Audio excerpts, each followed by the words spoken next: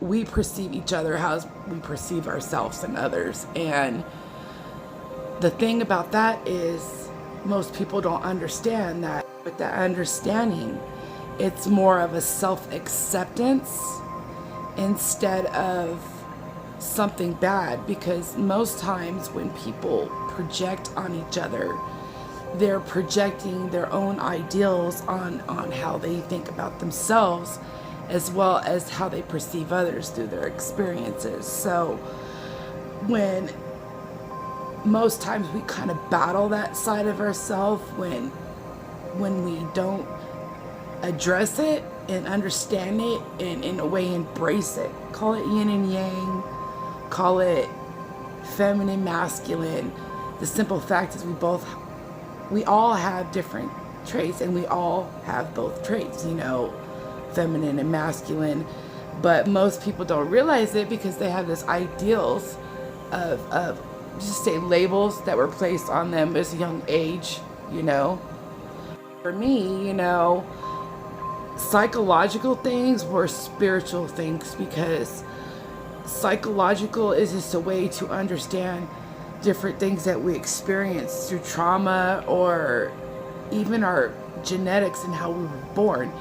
But most people that are born with certain things are labeled because their brains work differently. Like, it's just understood differently because of the labels. And somebody that was schizophrenic back in the day would be considered a medium, would be able to contact with different sides of the world, and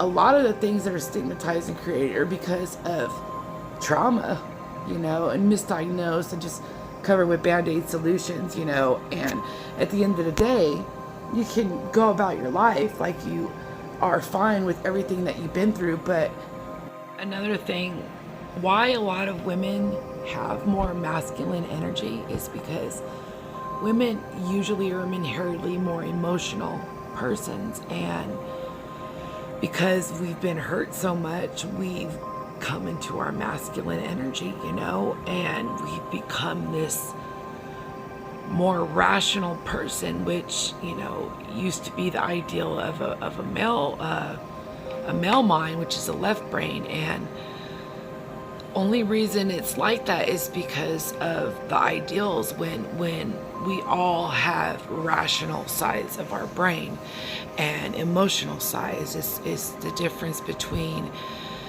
your brain ruling you or your heart ruling you. But the simple fact of the reality is you've got to have a good balance of rational and heart, because if you're not rational and you're all heart, which is from trauma, then you can miss out on beautiful things. So that's why balance is very important, because either you overthink and you block yourself from good things because whatever reasons, women become like that because of being hurt, and that's why we've become these bitches, and even men, they're more emotional now too, because it's just a repeat and rinse thing that continuously keeps happening. And a lot of times these toxic masculines are already in the mind frame of hating women because of their mothers, and their mothers being either not affectionate enough and giving them hugs, or just, that's why people become abusive, because they allow their personality to develop into their abusers, because they don't have an understanding of the bigger aspect of things, meaning, trauma creates trauma, but a lot of people don't want to heal, and they want to keep using it as an excuse to do the same things, because they don't want to face changes. And that's a normal thing, is when change occurs, or is being pushed to occur in somebody, the universe will allow you to do things over and over again for so long, and you can ignore it as much as you want, and you won't be able to do it forever, because your life will reflect your actions. And when you're unaware of it or aware of it, the healing, you don't rely on others to heal you. It doesn't work, because at the end of the day, you got to do the work. You got to do the root work, and there's no way around it. There's no shortcuts. There's no person that's going to make you feel relevant but what you feel inside of yourself. And that's when you embrace your full, authentic self, good and bad, and without fear of what people are going to say and do. Because at the end of the day, if you're not being true to yourself because of others, then they're not meant for you in that aspect. And I'm not saying like, no, they don't have to be in your life. You could still love people, but you can still love them enough to say, hey, I'm not going to enable that behavior. You need to go take care of yourself. And I'm going to choose myself, and I understand why people hold on to those things, but everybody has a different perspective in life and healing, and it's okay to love somebody and not like what they do. And it's okay to have boundaries on yourself for what you need in your life while still caring for somebody and not liking what they do. That's okay. What's not okay is allowing yourself to be constantly go through the same patterns and do the same things and make the same excuses. We all make a choice. Can't blame anybody else for ourselves when we make the choices, whether or not they abuse us or not, because the person that did it to you made the choice to do it. And you have the choice to either become like that or do better. You have a choice to either become the perpetrator or the survivor. You're only a victim if you allow it. Once you say, I'm not okay with this and I'm going to do better, then you become a part of the solution and not the problem.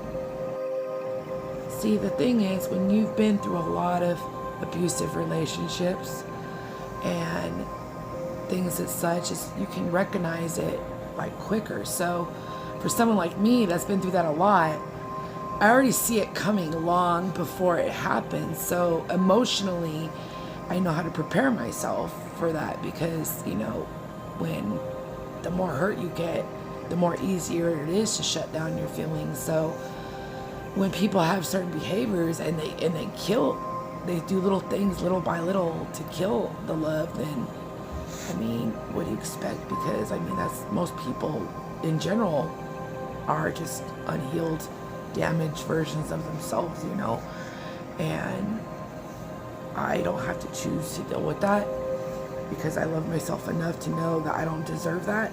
So no matter if to justify it's a means, it doesn't matter if you're being. And see, this is how my character was developed as an adult, because I didn't have a steady, consistent mother or father figure. I just had the things that I knew that were a part of me when I was growing up, by how I was treated, the things I perceived. And because I had some direction in the beginning in regards to God, that's how I understood things on the spiritual aspect and was able to mold it into the person I am. And now that I understand that part of it, on how it affects our reality, because I knew when I was a kid, they would always try to put medication in my body, and I knew that it wasn't helping me. It was just keeping me controlled. Now it was considered psychological as a child is now spiritual, because I see things differently, and I don't have any of those things in my body anymore. I take care of my mind, I take care of my body and my soul, and anything that doesn't serve those things and my higher good, it has no room for me, not anymore. I've been through too much already and too many times to know that human behavior, I can recognize it very well now, and I also know that I don't deserve to be treated like shit, and I will not tolerate it. So everybody should stand up for themselves and the things that they're passionate about. But a lot of people won't because they're afraid.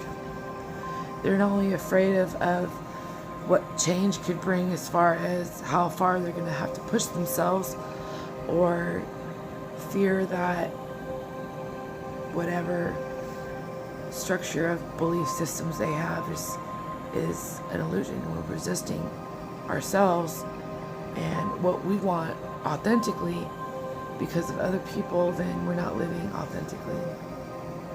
Choosing to live authentically to the happiest version of myself. God's path for me has been shaped by my life experiences. And that is the point of it all, is to understand why you've been through the things you've been through, because it's supposed to develop you into the person that God wants you to be. And I say, God is real. God is real. I don't know about all these other ideals that man places on God, but once I threw out all the ideals of who people thought I was that were a part of what developed my personality, as well as what I thought God was in a human aspect, and asked God to show himself through me.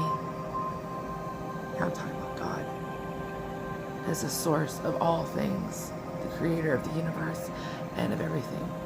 And it's no longer in the paradigm of I don't see anything in this world anymore, and I don't like the labels of the world, because we create our own reality and our own labels and our own beliefs, because that is our right as free persons that have free will. So it's all about balance.